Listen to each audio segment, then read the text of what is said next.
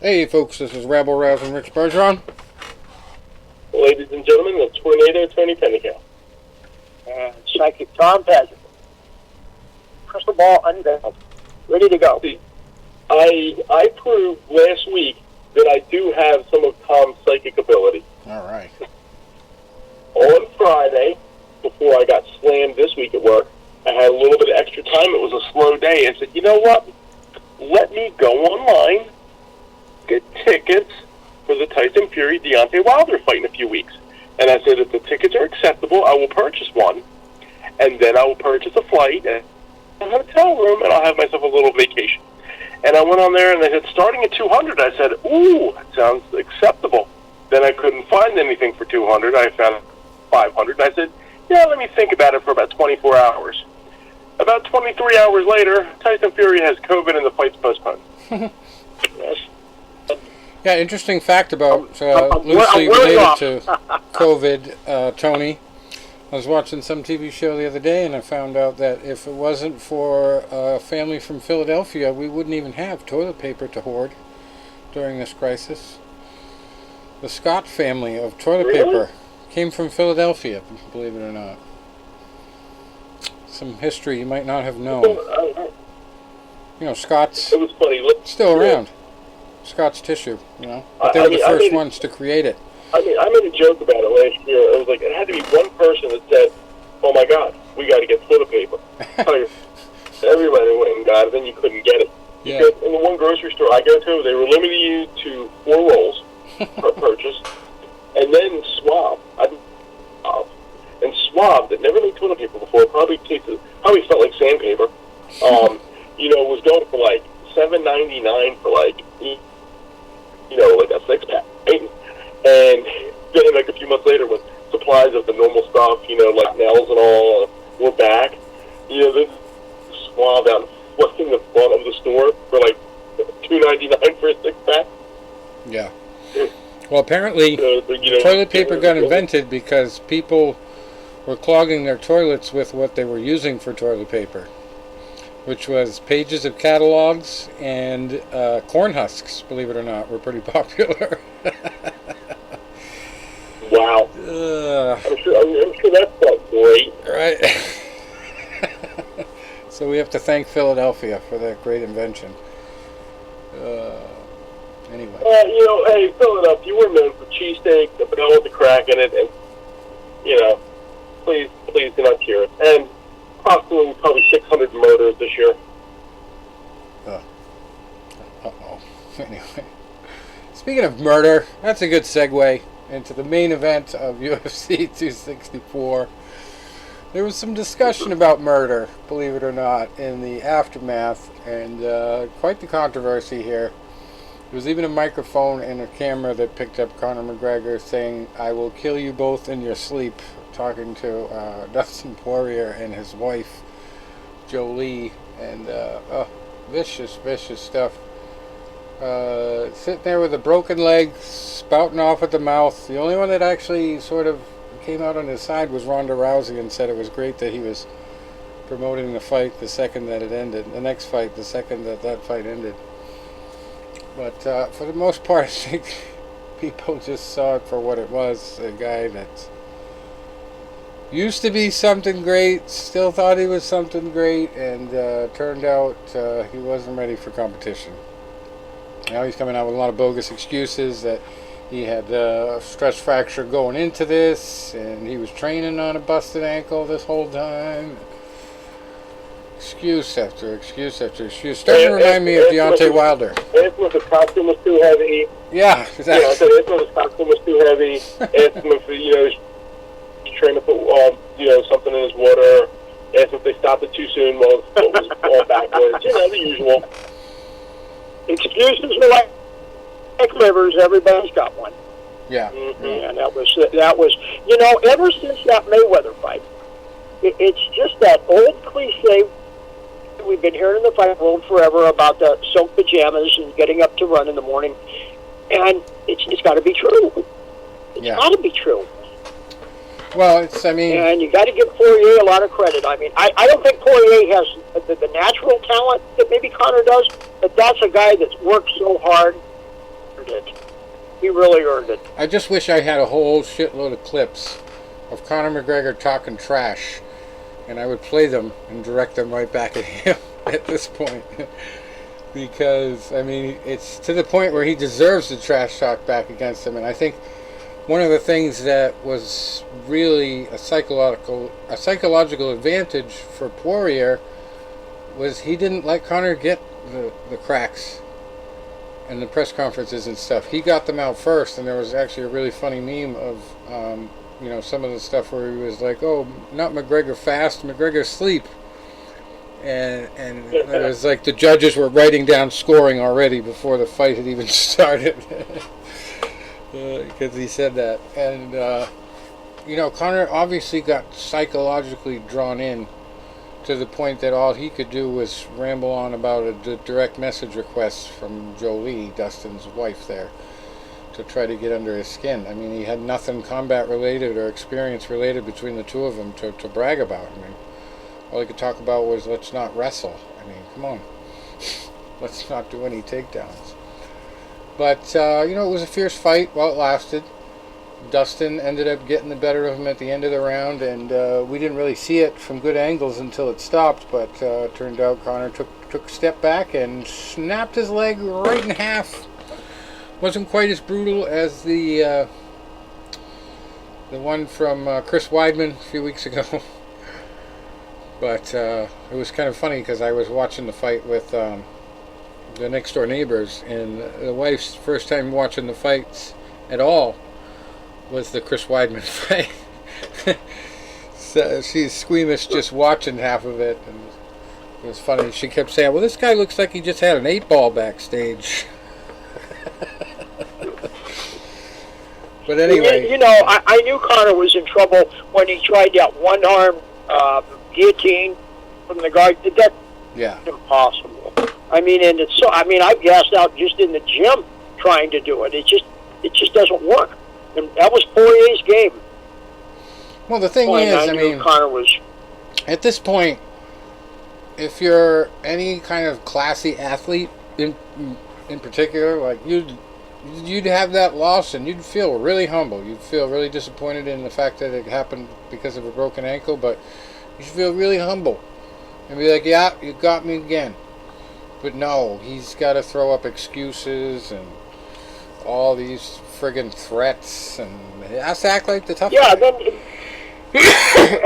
what do we always say about families? Families are off limits. Yeah. Period. End of story. That was so classic. Talking about having him killed. I mean, like, are you kidding me? This is a fight. This is a sporting event. You don't have people killed because you lose the fight. Like, if Poirier was the president of the United States, the Secret Service would be after McGregor right now. Like, yeah, right. That's some bad shit to say. Like, you say it to the wrong person, you get locked up for life.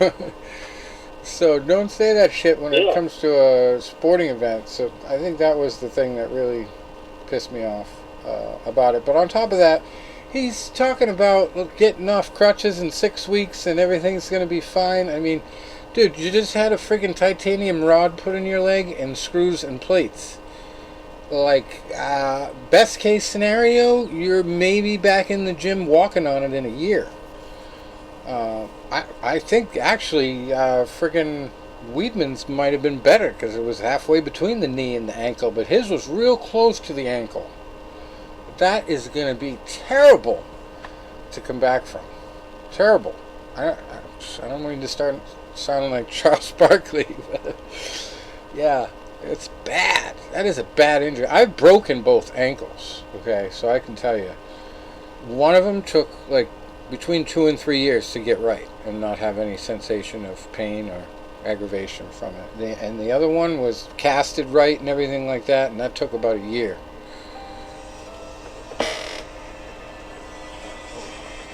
And talking about that, like I said, I've gone, with a bad high ankle sprain, and I remember when I was first coming back trying to work out again, and they told me, you're going to be on crutches for at least 3 or so weeks, and you shouldn't be training at all for about 8 weeks. Well, my stupid self got off crutches in 6 days, and then I started trying to and work out as on the 7th day, and it wasn't going very well. And I remember even trying to spar. I went in there, and obviously, you lose a lot of. You're not being able to run. You're not being able to jump rope. You're not being able to do all of your cardio work. And then it's like you're in the ring, and you had two problems. One, I had such a thick brace on my ankle that I couldn't turn my foot to pivot my left hook. So now my best punch is an arm punch. And then the second thing is you can't move as fast. So if you're trying to move and like just stick and move and box from the outside, you can't do it. So now you're running out of gas early, and you can't move to get out of there. You're right. It's not good. When I came back from knee surgery, where they had to chip a big calcium deposit right off the side of my patella, and I remember they saying like you're going to take building the strength back up in this leg, it's your back foot, it's your push-off foot. And I said, whatever. I was 19 years old. I thought I knew everything. That year when I was fighting, I was thinking about it today. I was like, after my first fight, which I won, and I annihilated the guy, but he went distance, where as much as I was hitting him in the first round, I should have had him down and out. Right there, I should have known I wasn't healthy. But in my mind, I was great. I was first time back, and I was doing great. Now it's like you look at it in hindsight, you're like, I couldn't drop that guy because I couldn't push off my back foot. And I had to take something off it because I couldn't carry the weight when I on that leg. So even when I pushed off my left, couldn't support the weight on my right leg. Yeah. Yeah, it's definitely sensitive area. And for him to just be bragging like it's going to be easy. I mean, you already lost because you're miles behind this guy in training, in physical health. I mean, obviously because Dustin has been dealing with training the whole time, and Conor's been flying around the world selling whiskey. He hasn't really been dedicated to the game. And the last time he was dedicated to the game to face Dustin the last time, he concentrated on boxing because he was looking forward to Manny Pacquiao, and he admitted that. So now he thinks, in this deluded mind of his, that he can sit out all this time with no training, wait for his leg to get better, and then come back in the fourth fight and win? I mean, for one, you might be another weight class above with all the weight you gained from sitting around. And two, you don't even know if you're going to be able to stand up properly 12 months from now. So, slow your roll, buddy. To follow up on a point I made a few minutes ago, he quoted the late, great Marvin Hagler when he said, it's hard to get up and do road work when you're wearing silk pajamas. So when you have a place of that success, you're right. It's hard to, you're not as hungry. Hey, like they said in Rocky 3, when Rocky Mr. T for the first time, and Mickey was trying to talk him out of it, and he goes, you know what? You ain't been hungry since you won that belt, and that happens a lot. You were nasty, you were rotten, but now you're civilized, and you ain't the same guy. And that's one thing, you got a little, you're a superstar now, you can walk down any street, you're recognizable, you're going first class, you're going around the world, you're not in that, like, dirty, beat up, nasty, falling down gym that, has rats running around. You're not there anymore, in like a posh country club gym. It's different. That's the other thing, too. I mean, Dustin Poirier, has had an opportunity to move around and go to different gyms and train with different people. And Conor McGregor's still training in the same Ireland gym there with the same guy, John Kavanagh, who's a boxing guy more than an MMA guy. So, yeah, it makes you wonder. That leads into my next point. Here is potentially maybe the biggest problem. When you start stretching yourself thin over different fighting styles and you get away from what brought you to the dance, that's a problem. When you're the best striker in like MMA, okay, that's great, but that's like being the fastest high school running back and to run with an NFL wide receiver. Your league's behind, and that's the thing is now McGregor's, he's had fights where he had to box, so he's spent a lot of time boxing. So now that's a completely different style. It's a completely different offense. It's a completely different defense. And now when you get stuck between the two styles, it's like for years, like say you take a guy like Joe Frazier, who was like the ultimate pressure fighter. He made his out of constant pressure. Now you try to turn him into like a defensive jab and move kind of guy. You're in there and like instinct wants to kick in, you want to do this, but then it's like you want to turn around and then your mind gets confused because I'm like, am I supposed to go with what brought me to or am I supposed to be jab and move? Same thing, when you've been MMA your whole career, you got to defend against kicks, you got to defend against takedowns. The best striker in that environment, and then you're trying to be the best striker in a boxing environment. It's a completely different discipline, and you're stuck to else. Then it means just like Mr. Miyagi said, the first Karate Kid. In the middle, you get squished like grape. I remember that. That was a funny line. Yeah. Anyway, Dustin and Connor, I had a pretty decent fight.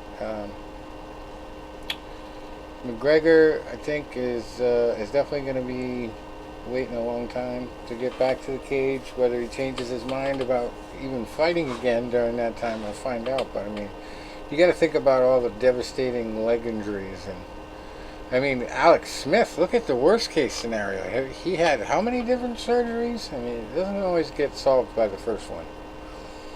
So, doesn't matter how good the guy is. We had one of the best hand surgeons on the show one time.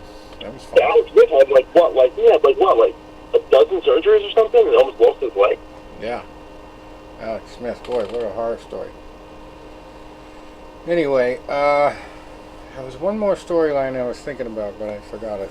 There was something else I was thinking about between these two that I forgot about. Oh well. We'll move on. So the co-main event, Gilbert Burns. Tom and I got this a little bit wrong last week. Kind of paid for it on my FanDuel card, but ironically, the one that won money was the one where I picked Connor as the fail-safe card. But Dustin won, and then Gilbert won, and he was a very cheap fighter, so you could have put a bunch of hitters together with a lineup including Gilbert Burns. I did have one, that was the Connor one, the fail-safers, and Gilbert was on that card, and then Tai Tuivasa was the big one. I just had a feeling he was going to knock Greg Hardy out, and it looked like he came a whisker from getting knocked out himself, but he did get the job done. Just a hair over a minute, and he drank a bunch of beers out of a shoe afterwards. One of them with Dustin's hot sauce in it, and apparently he wasn't a big fan of that. It's a down under thing. I don't know, Tony. I don't know, if you try to give people your beer in a shoe at a Phillies game, I think they would slap you. He wanted them. I've never tried that. He wanted them. He wanted people to pour beer into a shoe and drink it out of a shoe. It's a weird tradition. Anyway, Greg Hardy showed just how tough he really is. Went down like a sack of potatoes. Yeah, that was that. Irene Aldana also got a nice knockout. Kunitskaya definitely did not look up to the challenge, and as soon as she got to the ground, it was Aldana, all done. And 4 minutes and 35 seconds into the first. So yeah, if she hung on for another 30 seconds, she might have been good, but that probably would have been brain damage for the rest of her life. She was taking some hits. Anyway, speaking of taking damage, the next fight turned out to be a sort of cult hit because a little kid from Massachusetts, everybody was making fun of going into this contest. It's kind of a losing legend, if you could call him that. Because Sean O'Malley took it to him hit him with everything and the kitchen sink, and Moutinho just kept coming forward, and it turned out to be a very controversial stoppage for a lot of people. I was on Herb Dean's side. I mean, you take so many unanswered punches, it doesn't matter how light they are. The guy probably shouldn't continue if he's not intelligently defending himself, right? Isn't that the standard? So yeah, Sean O'Malley got the TKO, scored a lot of points too, because it was in the third round. He had landed so many punches, so I had him on the MVP on 2 cards, and that definitely helped, because that ended up being like 300 points. But you had to get everybody else that got the knockout, and you had to get everybody that at least won to win any big money. And one of the ones I got wrong was the next one, Max Griffin versus Carlos Condit. I thought, even though I said he maybe should retire last week, I went on and I picked him in half of the lineups because I thought he was going to pull one out. But Max Griffin, this was on point, and definitely took it to him early and often. That was the big difference. It was a unanimous decision, didn't quite take him out. Couldn't. Condit's just too crafty. And then before that, we had Michael Pereira beating Nico Price. That was a very controversial unanimous decision. I thought it might have been split. Nico was turning it on late. Ilya Tapora stayed undefeated with a beating of Ryan Hall. 4 minutes and 47 seconds into the first round. Ryan was doing his roly-poly routine, but it did not work out in the long run. He got caught with a hammer fist, and then boom, a couple more, he was done. All done. Sleepy time.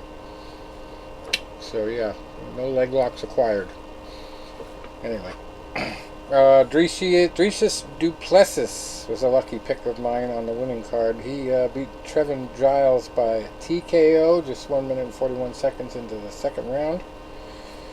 And Jennifer Maia beat Jessica Ai by unanimous decision before that. Brad Tavares beating Omar Akhmedov by split decision before that. And the first fight of the night was a quick guillotine choke. Jerome Rivera falling to Zalgas Zumagulov.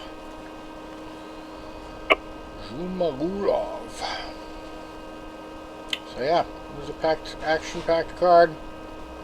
Some good fights. But really, if you wanted to win the money on FanDuel, you had to get all the knockouts on that one. We have a pretty decent Bellator card tomorrow night. Mohegan Sun in Connecticut.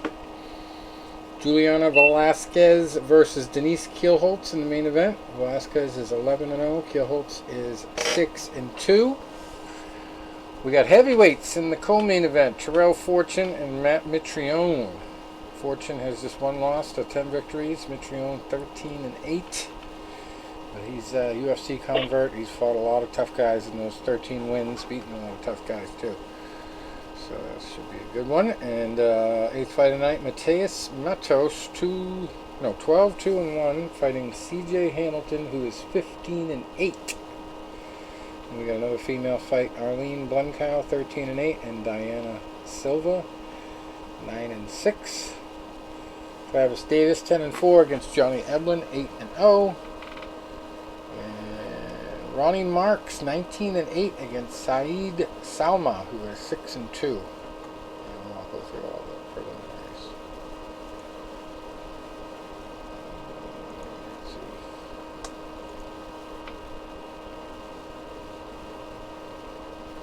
We had some boxing last week, right? A little bit. You get to watch any of that, Tony? I saw some of it, but unfortunately I was not long to the night. So I did not see the featured fight. Sad, maybe not so sad news from MMA. Travis, the Iron Man Fulton, is no longer with us. He could not face the music. Killed himself in jail. And it doesn't appear to be an Epstein-type staging. It definitely looks like he meant to do it. It was right after he pleaded guilty to, I think, 2 of the several charges he was facing. And one MMA fighter on Facebook posted some pretty nasty stuff to break the news. I didn't even see it in the alerts until the next day, but he was like, you know, I was happy to hear that he killed himself today. I was like, whoa. Wow. Yeah. So that was in the news last week.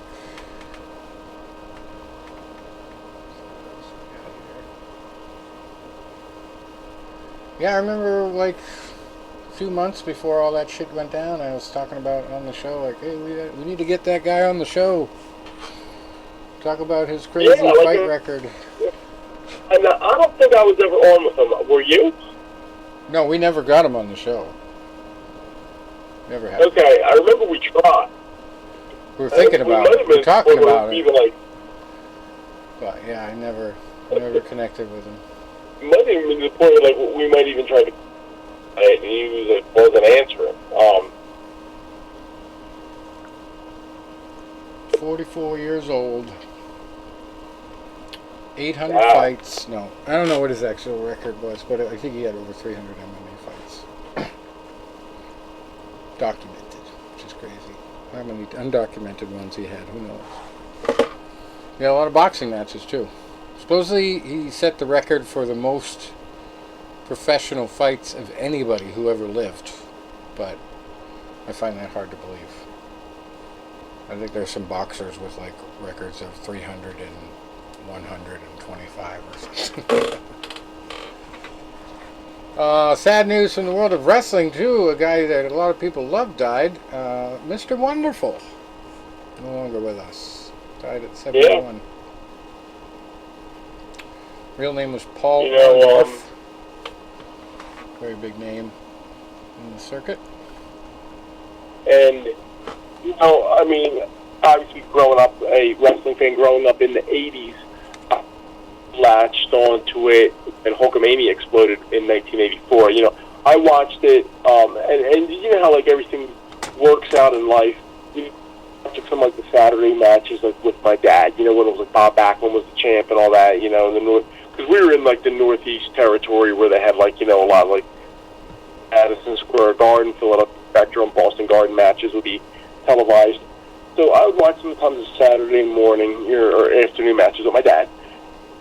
And then when we moved to my new house and we got a better cable system, is right when Hulk Hogan won the title and really exploded. So I could get the monthly matches, you know, so I really was getting into it.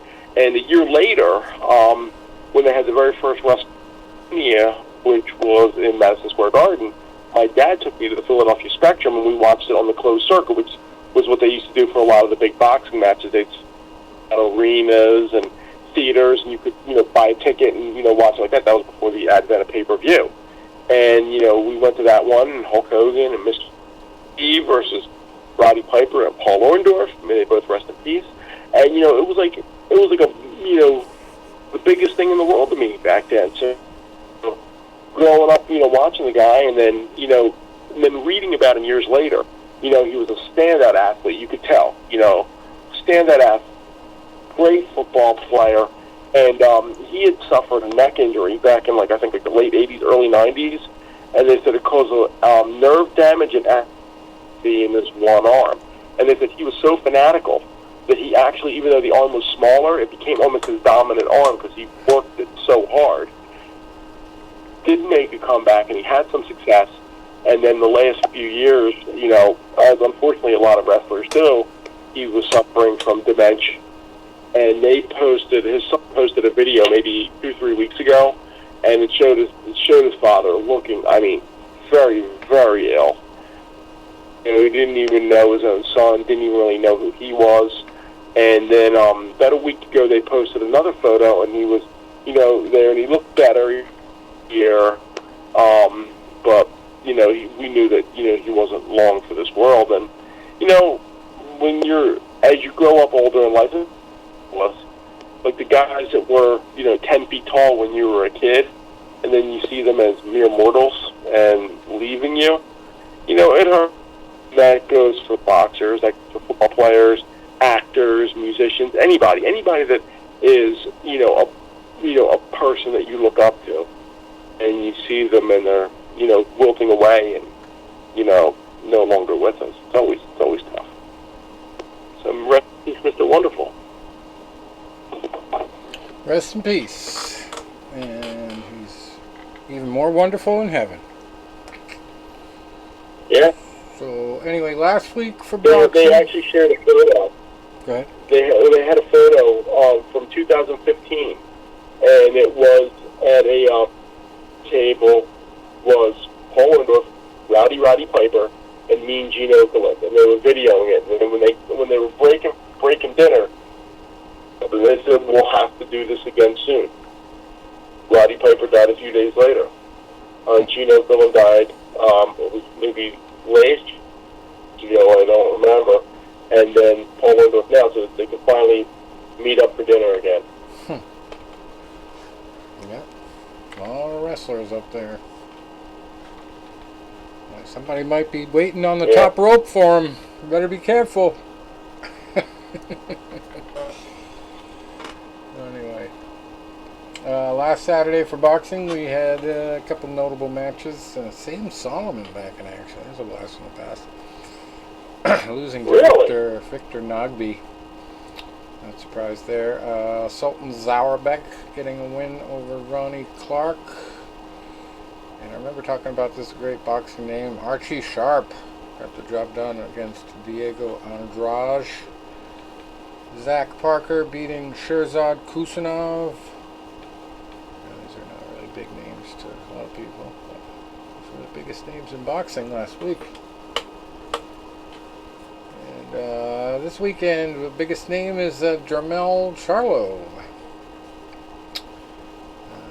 Not a lot of action coming up until big names. Biggest big name, I guess. Jeez, we don't even have it here. It's not until August at some point, I guess. The schedule here on BoxRec, jeez. Connor Ben is the son of a great. That's big, the biggest name. Or was he the son or nephew? I forget. Kid Galahad on the 7th of August. I guess that's a big name. But anyway, we have some fights on Saturday. I'm sure we got a Jesus fight or two. And then we got the UFC on ESPN again. ESPN 26, that's Saturday, the 17th. We're going to talk about that next, but BoxRec here. Let's see what we got. WBO Latino title on the line in Argentina, main event. Middle Swan Manuel Taborda, 15-0, fighting Abraham Gabriel Buonarrigo, who was 9-1. WBO Latino heavyweight title. Now we even got some good fights in Belgium, of all places, this Saturday. Interesting couple main events, or co-main events. Cruiserweights, Riyad Murhi, he's 29-1, fighting Zhaojin Zhang, 10-1-1 for the WBA World Cruiserweight title. Guy with 12 fights fighting for the title. That's great. Co-main event is a Martirosyan, Hovhannes Martirosyan, 11-0, fighting Reynold Garrido, who is 25-28-3. Not very impressive there. That one's for a title too. Never heard of this one. The vacant Benelux super lightweight title. Benelux. I guess that's Belgium, Netherlands, and Luxembourg, if I had to guess. Benelux super lightweight title. And super lightweight's Antoine Vanacary. He is 16-1, fighting Nasri Rahamov. He is 9-2. That one's for the vacant IBO Continental Super Lightweight title.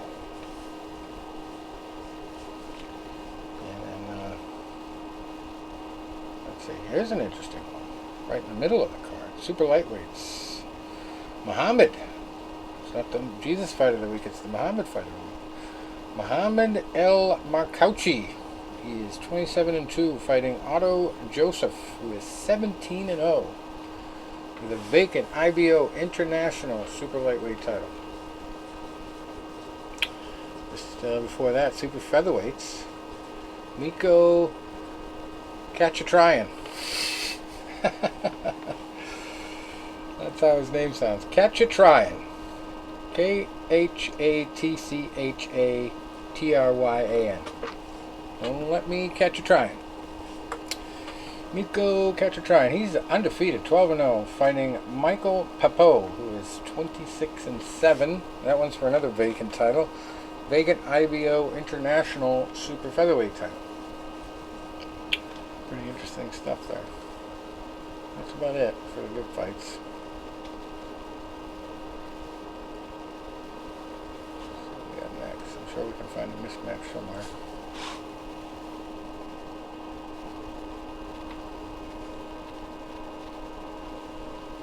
Okay. Fights in Berlin as well this weekend, and this is kind of an interesting card altogether. First three fights anyway. Got super bantamweights in the main event. 11-3 with one draw. Michael Candler against Joseph Ajtai, who is 22-17. And it's for the vacant Global Boxing Council World Super Bantamweight title. Robert Larson comes in next at super middleweight. He's just 4-3-1 against 41-29-2 Turgay Uzun. That's for the vacant German International Super Middleweight title. Yikes. And then 35-1 Zapir Rusalov, Super Lightweight, fighting Nestor Faccio, Faccio. 18-12-2. Yeah. Tough records there.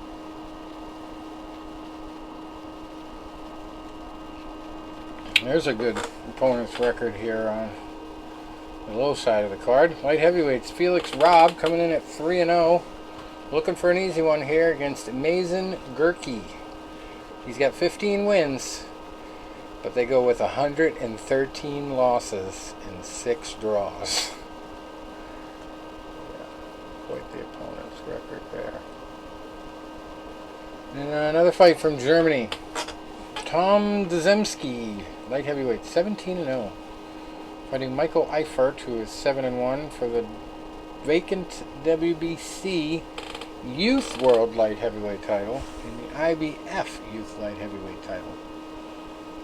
Yeah, decent co-main event here, and third fight of the night as well. Peter Kadiru at heavyweight, 10-0, fighting Adnan Redzovic, who is 21-5. Then we got the other big boys, the cruiserweights, Jürgen Udadaj, who is 13-0, fighting Dimitro Serguda, who is 7-1. That one's for the vacant WBC Youth World Cruiserweight title. This is a bunch of kids on this card. A bunch of youths, right, Tony? To youth titles.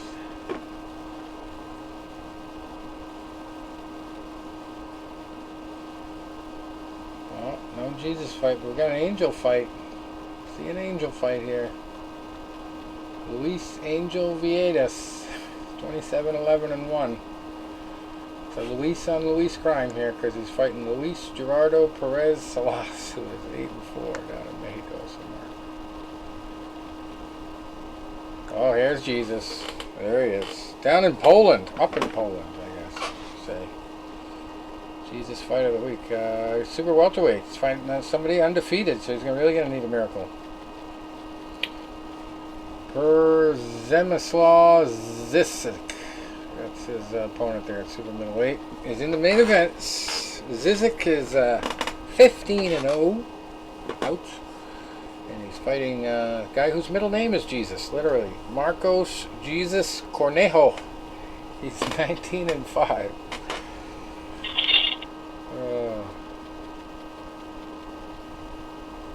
Rough one for Jesus. Uphill battle.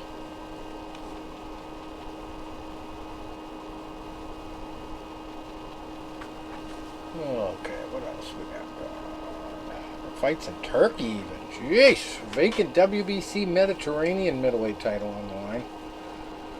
For Julio Ruiz, 8-1, fighting Sladan Janjanin, who is 29-7 for the vacant WBC Mediterranean middleweight title. Guy with 79 losses on this card too, looking for number 80 in the co-main event.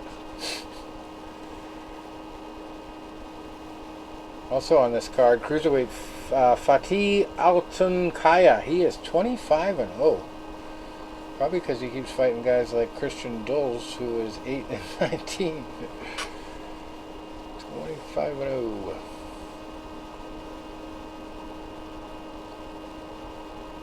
Another WBO title on the line. Stuff all over the world here. This one's where did it go? Disappeared on me.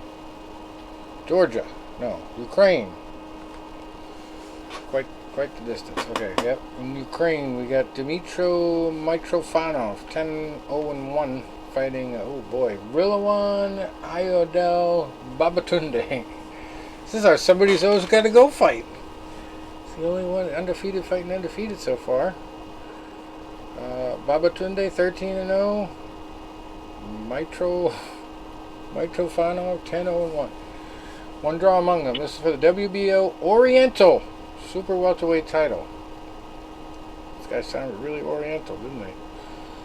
Middleweights in the co-main event, Barak Bey Nurmagomedov, 7-3-1, fighting Kasan Baisangurov, who is 20-1. Alright. Let's get some United States stuff here. Oh, do we have a U.S. card worth talking about? Here we go. There's the Jamel Charlo fight. Okay. From San Antonio, we have Showtime card. Jamel Charlo in the main event. Just a one loss, 34 wins. Fighting a less experienced but undefeated Brian Carlos Castano, who is 17-0-1. And that's for a shitload of titles. WBC, WBA, IBF, and WBO World Super Welterweight titles. And we got a co-main event of Anthony Higgins. Go ahead. I don't know much about his opponent. Person I'm not familiar with. So I can't really gauge, what type of step this is for Charlo. I did hear, and like I said, and I apologize every time I do this, the Charlo brothers, I always mix them. Because there's literally one letter difference in their name, and it looks so similar.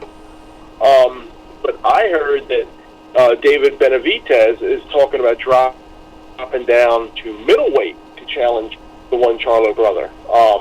And, I mean, that would be a really interesting fight. And I big challenge Ken Benavidez, who's fought at super middleweight his whole career, drop that 8 pounds. But if so, I mean, that would make a very interesting affair. Right. Co-main events, we got lightweights Rolando Romero, undefeated at 13-0. It's like everybody except for the main event on the left-hand side is undefeated. Romero is 13-0, fighting Anthony Yigit. He's 24-1-1. I wonder if his nickname is Do You Dig It? Anthony Do You Dig It Yigit. Yeah. He is the WBA World, or no, this fight is for the WBA Interim World Lightweight title. And we got Emmanuel Alim, 18-2-2, fighting 12-0 Amilcar Vidal at middleweight. We got an 18-0 fighter, a 12-0 fighter, a 2-0 fighter, a 1-0 fighter, and a 1-0 fighter to fill out the card. And some opponent-based competition, basically. That's about it for the big fights. Unless you want to go out to Cheyenne, like I said, I Wyoming. didn't really think it was a big weekend. Next weekend was supposed to be a huge weekend, but no. They funked it up. I gotta send Tom some pictures from last week. Richie saw him on Facebook from the minor league food. And somebody, Tom, acted like a buffoon. I'm not going to mention any names. I did remember the other storyline I was going to mention from the McGregor fight. Jake Paul. Hate to have to mention this guy every week, but he keeps doing shit that it's worth mentioning. So this week is a good one. So Jake Paul had a $100,000 necklace made of the last knockout of Conor McGregor by Dustin Poirier. And I saw that. And it was. Did you post that? I know I saw that. Yeah, I don't know if I posted it, but yeah, it was pretty viral after it happened. Because the jeweler presented it to him, and it's pretty good. He's got like NyQuil in one hand, and he's sitting on his ass, and it's on a nice chain. He's got like diamonds for the friggin' fight kit that he's wearing. And after the fight, Jake Paul actually offered to give it to Dustin Poirier as a $100,000 gift. So that was funny. He accepted it, and that was just crazy. But Jake Paul has obviously renegotiated, considered his offer, I should say, of a boxing match against Conor McGregor. Now he says he'll do it for $23 even. So yeah, you got to give it to him promotion-wise. He also just had his first press conference for the Tyron Woodley fight, and Tyron Woodley has already kind of looked at this fight as a big chance for him to transition into boxing. He's looking forward to it. He sounds like he really wants to do it more, and he's already saying that he's not going to be too disappointed if he doesn't get the knockout. He's not going to be like dependent on that or working toward that the whole time. He'll be perfectly happy if they go 8 rounds and he beats the bricks off of them. But also, at the same time, I follow Amanda Serrano on Twitter, and she's been posting a lot of stuff, and she actually will be fighting for the second time on a card with Jake Paul when he has his next fight here against Woodley, and she's basically saying that this guy is on the same level as she is as far as training right now, which is saying a lot. I mean, she's like pretty unstoppable lately. I mean, whether it's MMA or boxing, she's doing both now. So when you get that kind of a compliment from a girl like that, she's doing something right. I mean, I think Logan is the less talented brother. So. But I don't know. Can he hang with a real professional? But he's also picked a perfect opponent, somebody who has been beaten up in his last few fights. So, he's kind of picking at a weak point. He's going to be much taller with much more longer reach, probably at a little bit of a weight disadvantage. So who knows? But Woodley is not taking this lion down. He's not coming in with a Ben Askren belly, I don't think. He's going to come in shape. So we'll see. All right, so one more event to cover. It's an MMA fight here. We got Islam Makhachev against Thiago Moises. Islam looking for win number 20. He is 19-1. Thiago Moises is 15-4. And then the return of our former guest, Misha Tate against Marion Renault. Both of them have lucky 7 losses. Renault has 9 wins. Misha has 18. I think I'm going to vote for my favorite, Misha there.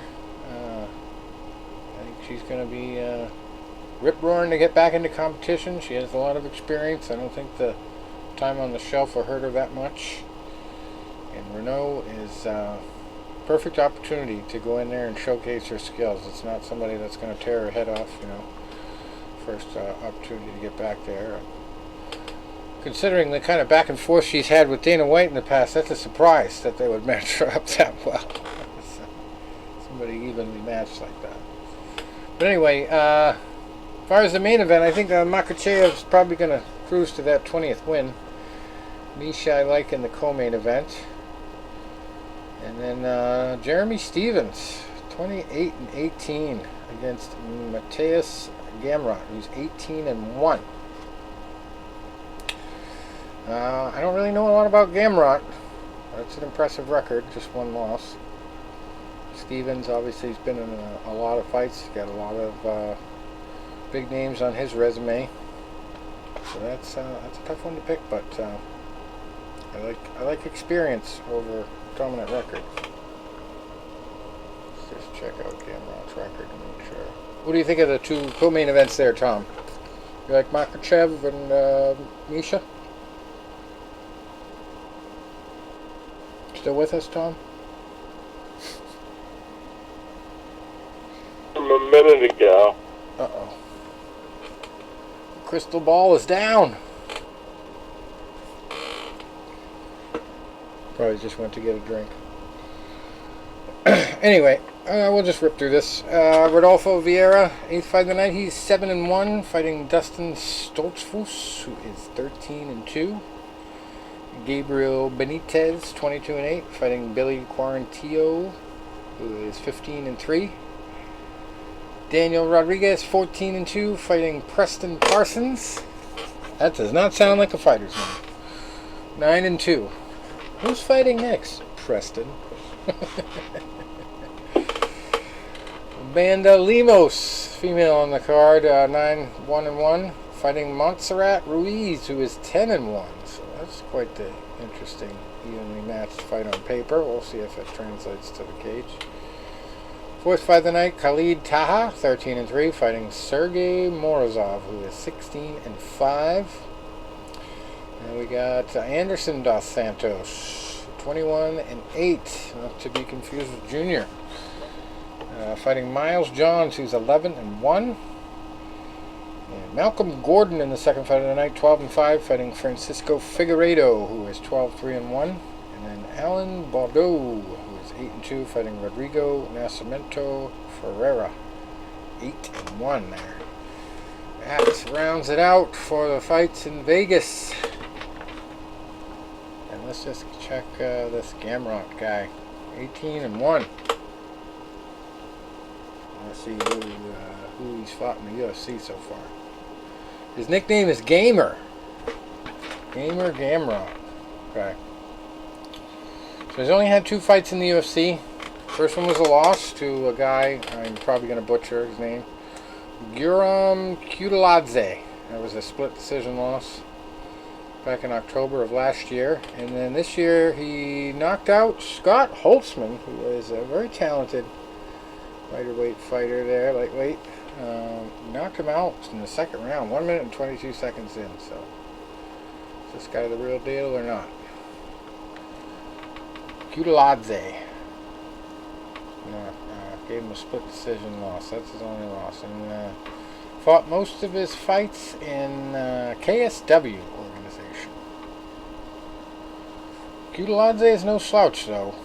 He's on quite the win streak. He is 12-2.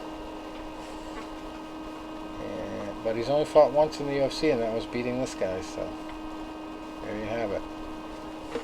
I think Stevens is going to beat him. That'd be my pick there. Confirmed. Can confirm. Alright, I believe that's all I got for stories and events. Yeah, like I said, a little bit slow, especially, with the big news of the fight being postponed. Like, going to Vegas, maybe September. Keep crossing fingers. That's really it. Alrighty. Perfect I'm going to hour. see Andrew Dice Clay this weekend, so I won't be around much on Saturday. Well, I know your Phillies are doing good. They beat us Red Sox twice in a row. So let's hope our teams both keep doing I know. Well, so, hey, they're up to 500. I mean, I guess it's better than being under 500. Up on Saturday or Sunday getting photos. And the fucking Yankees got COVID, so it's a good day. Happy for that. Yeah. Postponed the game tonight because of COVID. Fucking Yankees. All right. Adios. All right, man. Well, we will talk next week. Later. Thanks for stopping by.